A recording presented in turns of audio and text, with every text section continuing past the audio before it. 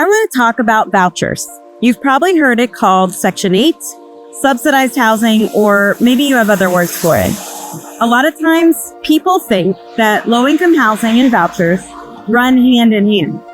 For instance, the soon-to-be neighbors of Jeremiah community, like Central Park Town, who's behind me, are often mistaken as Section 8 recipients. While the housing on the Fall Hill corridor may generally be more affordable than a lot of places in our region, the average rent up here is $1,400 to $1,500 a month. That's far from subsidized. When people have a voucher, they pay 30% of their income, which is the definition of what most people would consider affordable, an amount that allows enough money left over for other expenses of daily living. Generally, there are two kinds of subsidy or Section 8. One version is attached to the unit, meaning that people move in and out, but the subsidy remains with the project, like Heritage Park behind me has subsidy attached to units. The other version is attached to the person, meaning that, assuming the unit meets a payment standard, wherever the person moves, the subsidy follows them. So someone can get a voucher assigned to them and even come live in one of these units or anywhere else in the community because that voucher is attached to them.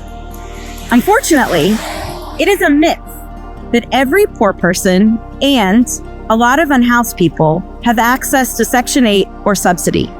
For one, getting on a list for subsidized units in this community usually means a 4 to 5 year waiting list. Second, the waiting list for Section 8 vouchers in our community has been closed, wait for it, for 25 years. You can't even get on the list. The only exception has been emergency vouchers that came out during the pandemic. In my 20 years of caring for the unhoused community, the pandemic was the first time I ever saw someone on the street receive a voucher. Unfortunately, that season has come and gone. Point being, if we think that the affordable housing crisis is being solved with subsidies or Section 8, reality does not match up. So word on the street is vouchers.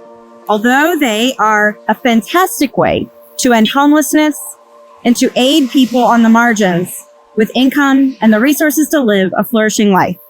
At least in this community, there is very little, if any, access to them.